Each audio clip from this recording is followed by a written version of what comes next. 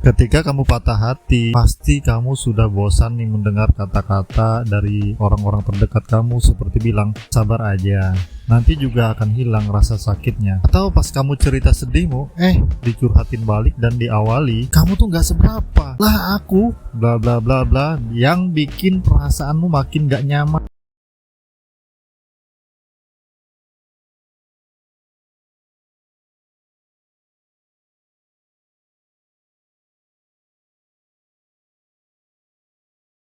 Setiap orang yang patah hati atau baru melepaskan atau baru putus atau baru cerai dari orang yang dia sangat sayangi atau spesial di hidupnya pasti akan ngerasain emosi sumpek. Tiba-tiba hari itu kehilangan gairah, mau ngapa-ngapain jadi setiap melakukan aktivitas apa aja rasanya hambar banget, dan bayangan akan si dia tuh kuat banget berputar-putar di pikiran dan terasa jelas. Setiap mengingat hati langsung nyesek, setiap mengingatnya hati langsung nyesek. Namun ada kalanya sesekali kamu mencoba melawan sekuat tenaga menggunakan logika kamu, bener kan?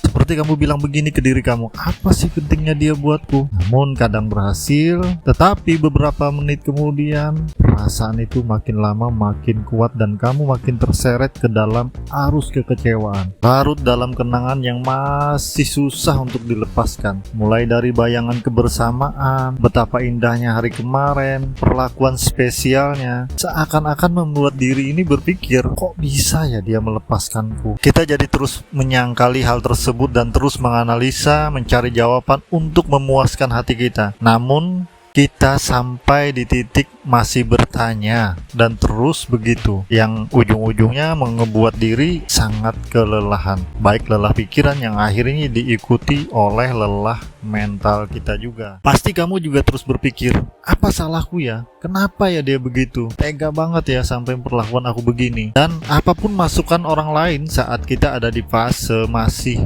dalam menyangkali atau denial, tidak akan pernah kita benarkan apapun yang masuk ke kita, baik saran dan lain-lain. Ya, kita hanya ingin mencari jawaban yang memuaskan hati kita saja, mau mendengarkan apapun di saat itu. Sampai akhirnya kita baru mulai menyadari kini dia beneran pergi dan tidak peduli lagi dengan apapun kehidupan kita. Di sini kita terkadang masih berharap dia akan baik ke kita lagi. Video ini mungkin agak panjang ya teman-teman saya, karena saya akan menceritakan pengalaman patah hati luar biasa saya terlebih dahulu, yang saya rasakan dulu ya ketika saya sedang mengalami patah hati. Ketika saya dulu patah hati, yang saya rasakan tidak ada yang peduli terhadap apa yang saya rasakan. Padahal rasanya tuh bagi kita ya sangat luar biasa sakitnya. Gimana tidak? Mulai dari makan gak selera lah, pikiran sangat kacau, sumpek, dan banyak hal yang susah dijelaskan karena sakitnya luar biasa banget. Ditambah saat itu ya, saya tidak memiliki pengalaman apapun menghadapi sakit hati saya. Ya, mungkin kita berpikir seperti ini, di sekolah, di tempat kuliah, bahkan orang tua kita sekalipun belum tentu loh tahu persis dampak psikologis ini atau peduli akan perasaan kita. Anggapnya itu hal-hal yang biasa aja, dan bisa kamu bayangin kejadian puluhan tahun lalu itu terjadi pada saya, dimana YouTube, media belajar seperti sekarang ya tidak ada sama sekali, hanya bisa akses Facebook yang isinya rata-rata ya edukasi. Apa yang saya bisa dapetin? Paling baca di Google untuk membantu mencari jawaban. Namun banyak jawaban yang tidak bisa dipertanggungjawabkan isinya juga teman-teman.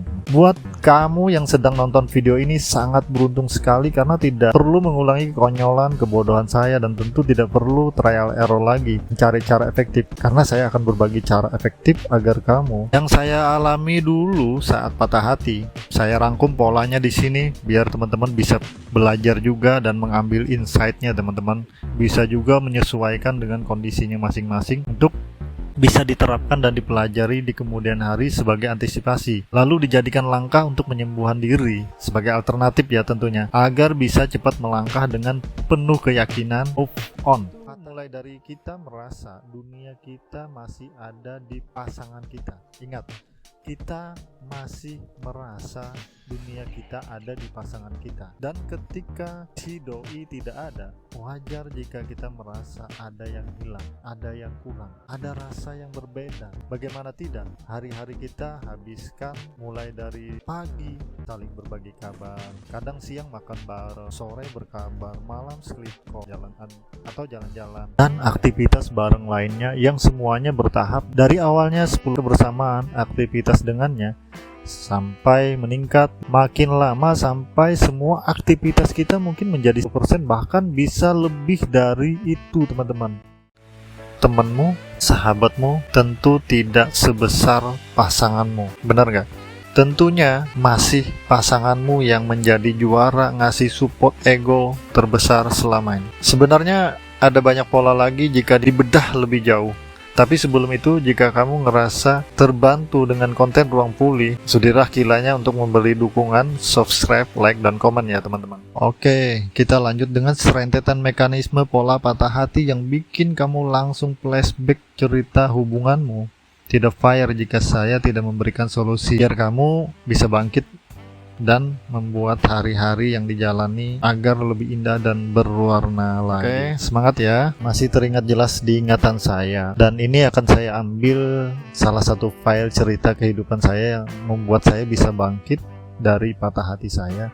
Waktu itu saya menemukan sebuah artikel yang membuat saya sangat tersadar sekali dan tertampar sekali, sehingga itu sangat membantu dalam proses move on saya. Sebelumnya saya sangat berterima kasih sekali pada seseorang yang menulis artikel tersebut, yang menurut saya sangat luar biasa sekali, sehingga memutar mata hati saya dan jujur bikin saya semangat lagi. Siapa yang penasaran di sini? Ayo angkat tangannya. Jadi langsung aja ya teman-teman, di artikel itu dia menjelaskan tentang arti sebuah lagu Yesterday dari The Beatles yang dikaitkan dengan cerita seseorang yang masih merindukan masa lalunya. Dimana di situ dijelaskan bahwa masa lalu itu, 1 detik yang berlalu itu sudah bisa dikategorikan dengan masa lalu. Tidak bisa kita minta lagi untuk kembali ke kehidupan kita. Sampai sini paham ya kenapa saya jadi semangat? Ya, karena kalimat itu seakan-akan memberitahu saya bahwa semenit bahkan sedetik yang berlalu adalah masa lalu yang tidak bisa kita minta lagi untuk kembali. Disitulah Tuhan memberikan kita hati untuk ikhlas dan belajar menerima keadaan. Sejak saat itu anehnya saya ngerasa, oh, ngapain saya berpikir untuk mengharapkan dia kembali? Ngapain saya berpikir mengharapkan dia balik lagi? Coba kita cerna benar-benar apa yang sudah terjadi. Dia sudah ada di masa lalu dan dia melihat kita adalah masa lalu dia yang dia tidak ingin lagi kembali ke masa itu. Sedangkan kita masih berharap ingin kembali ke masa tersebut. Dan dijelaskan bahwa masa lalu itu tidak bisa kembali lagi. Konyol kan jika saya menginginkan masa yang indah bagi saya dan belum tentu indah bagi dia. Itu saya paksakan.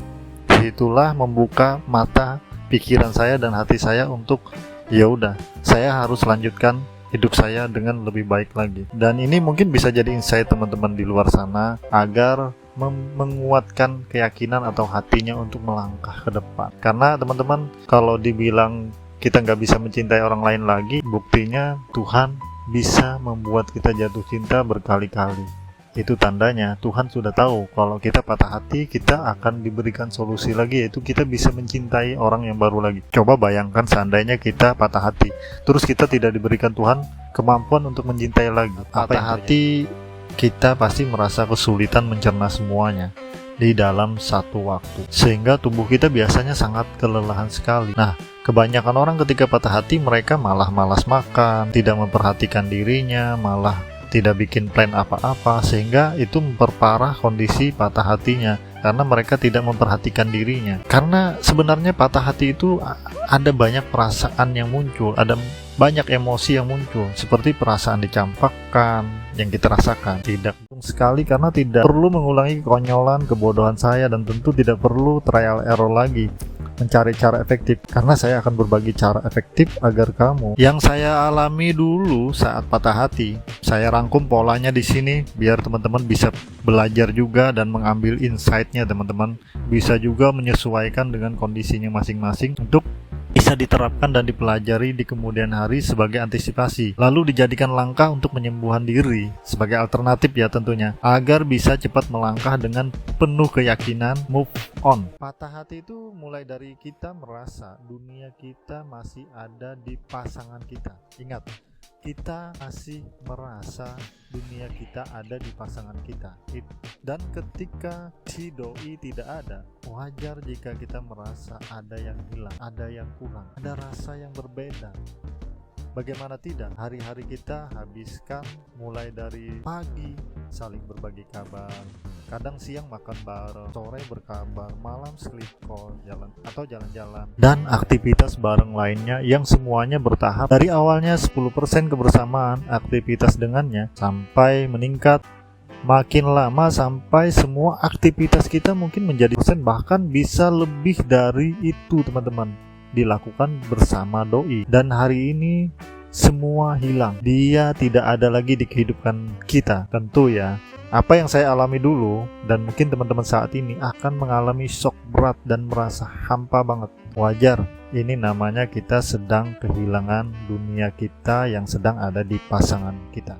Pola kedua yang bikin seseorang sakit hati ketika mereka putus itu karena hubungan sudah terjalin rasa nyaman. Di dalam hubungan juga ada rasa persahabatan seperti saling peduli, saling chemistry, saling sayang dan cinta. Ini akan membawa kita pada perasaan bahwa pasangan kita saat inilah yang paling menyayangi kita. Pasangan kita saat inilah yang paling mengerti kita. Pasangan kita saat inilah masa depan kita. Inilah asal muasalnya kita menanam bibit-bibit ekspektasi atau harapan pada pasangan kita bahwa dialah yang terbaik dalam hidup kita. Dialah yang bisa membuat kita merasa bermakna di dunia ini dan sebagainya. Ketika dia sudah merasa melekat sekali perasaannya kepada pasangannya dan dia merasa kena sindrom bahwa dialah orang yang paling terbaik di hidupnya, maka dia akan sulit menerima hati yang baru lagi. Dia akan mengalami sulit membuka hati karena dia menganggap bahwa kenangannya begitu indah banget, masa lalunya begitu se-ideal itu banget. Pola yang selanjutnya teman-teman yang bikin seseorang patah hati banget, yang terjadi ketika di dalam hubungan kemudian putus, nyesek, sakitnya itu luar biasa banget karena ada keterlibatan ego. Apa tuh ego?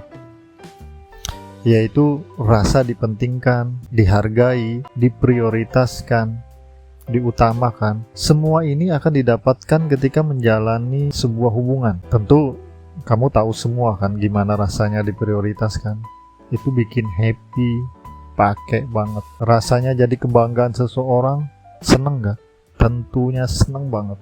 Dan semua perasaan itu selama ini dominan kamu dapetin dari si doi saja. Mau tidak mau itu yang terjadi. Dan itu juga yang saya rasakan dulu. Wajar jika kita semua nih langsung merasa hancur. Dan wajar jika kamu langsung merasa sehancur-hancurnya dan merasakan perasaan yang buruk saat itu.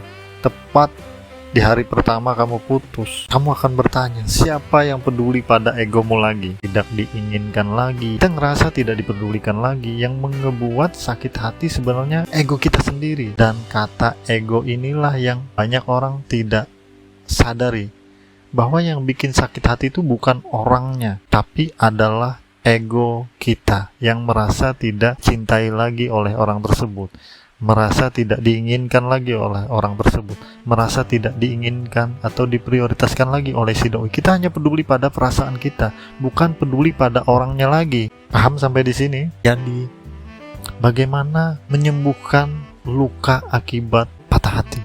Patah hati itu disebabkan karena ego kita terluka. Jadi yang harus disembuhkan, pulihkan atau sembuhkan luka ego kamu. Saya sudah menemukan polanya dan ini sangat bekerja sekali untuk pemulihan saya dulu ketika saya mengalami patah hati. Cara yang paling ampuh yaitu kamu mulai sekarang prioritaskan diri kamu sendiri. Mulai pentingkan diri kamu lagi. Buat dirimu yakin bahwa kamu layak diinginkan. Bahasanya kalau sekarang tuh sering dibilang tingkatin love yourself atau self love kamu. Apa yang dulu saya lakukan untuk menyembuhkan ego saya yang terluka? Kali ini saya akan ngasih beberapa cara ya teman-teman. untuk biar ego kamu itu cepat pulih atau cepat sembuh dari lukanya, sehingga luka itu bisa berganti, tertutup, infeksi-infeksinya bisa sembuh dan bisa kembali seperti awal sedia kala lagi, sehingga kamu ngelihat hubungan kamu itu jadi lebih baik ke depannya. Yang harus kamu lakukan untuk menyembuhin ego kamu, seperti yang saya lakukan dulu, kamu lakukan ini poinnya. Pentingkan diri kamu lagi, prioritaskan diri kamu, seperti mulai melakukan perawatan diri. Itu kan sesuatu yang bikin kamu merasa kamu diinginkan lagi, merasa kamu dirawat lagi. Setelah kamu melakukan perawatan diri, seperti kalau saya dulu ya ngebikin list kayak krim cuci muka, maskeran, pijat, itu ngebuat diri kita itu merasa disayang, merasa diri kita disuplai cinta lagi. Tentunya kita yang mencintai diri kita, teman-teman. Siapa lagi kalau bukan kita, bukan begitu ya. Jadi dengan kita mencintai diri kita, maka ego kita sedikit demi sedikit terisi kembali, tidak kosong seperti ketika kita dicampakkan di awal-awal tadi. Kedua, yang saya lakukan dulu, saya belanja fashion yang bikin diri saya tuh upgrade 5-10 kali lebih keren, lebih oke lagi, dan saya ngerasa sendiri nih kalau saya tuh pasti bakal diinginkan orang lagi, dan itu ngebuat ego saya puas, ngebuat ego saya tuh balik lagi seperti awal, percaya diri. Karena orang yang habis putus cinta itu pasti egonya runtuh sekali. Ketika habis putus cinta, dia merasa dia tidak diinginkan lagi. Bangkitkan perasaan itu lagi agar kamu pulih. Terus ketika kita putus cinta, mulai langsung lakukan aktivitas yang menambah value kamu agar ego kamu tadi bisa bangkit lagi ya teman-teman. Tambah value kamu 5-10 lebih tinggi lagi, lebih oke lagi. Misalnya dengan ikutan seminar, webinar, kelas bisnis dan lain-lain yang menambah wawasan kamu tuh lebih keren lagi. Sehingga kelak ketika kamu sudah benar-benar move on, kamu akan jadi orang yang benar-benar baru, yang lebih berkelas, lebih elegan, dan kamu tentunya akan dapat orang yang selevel dengan kamu lagi. Disitulah kamu ngerasa patah hatimu sekarang akan menjadi sebuah hikmah yang keren banget buat kamu. Bahkan saya dulu ya, waktu saya patah hati itu, ketika saya fokus mengembangkan diri saya fokus dengan pemulihan diri saya fokus meningkatkan kapasitas level diri saya tidak sengaja ketemu dengan mantan saya di sebuah taman.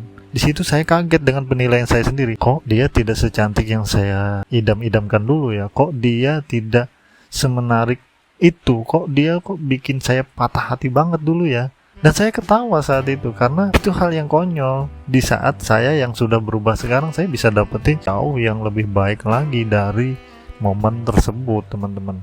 Jadi semangat ya buat teman-teman semua. Terus saat kamu patah hati, hormon kortisol jadi numpuk banget di badan kamu. Untuk membangkitkan hormon-hormon bahagia, kamu harus melakukan olahraga agar hormon dopamin, serotonin, dan hormon-hormon kebahagiaan lainnya bisa diproduksi di tubuh kamu dan kamu tetap bisa stabil baik mental maupun pikirannya. Terus yang saya lakukan juga, saya tidak berhenti untuk bergerak. Karena move on sebenarnya itu adalah bergerak dari masa lalu ke masa yang sekarang. Kita menyadari bahwa kita sudah tidak hidup di masa lalu lagi, tapi kita hidup di masa sekarang. Agar masa sekarang kita yang bisa lebih eksis, maka agendakan teman-teman untuk jalan-jalan ke tempat yang baru, untuk melakukan hal yang baru, untuk ketemu orang yang baru, sehingga file memori yang baru inilah yang akan mengisi lebih banyak tangki kehidupan kita sekarang. Biasanya yang gagal move on itu dia lebih banyak fokus kepada masa lalunya, tapi masa sekarangnya tidak diisi oleh tangki-tangki atau kegiatan-kegiatan yang baru. Itulah kenapa banyak orang yang tidak berhasil di dalam move on-nya, karena masa lalunya lebih indah daripada masa sekarangnya. So, buat teman-teman yang nonton atau mendengarkan video kali ini, mudah-mudahan bisa mendapatkan insight sehingga kedepannya langkahnya lebih mantap lagi. Kalau saya akan terus berbagi masalah-masalah yang berkaitan dengan si feeling. Jangan lupa untuk di-subscribe ya teman-teman. Terima kasih atas waktunya dan saya doakan teman-teman hidupnya lebih berwarna lagi dan happy kembali ya. Move on.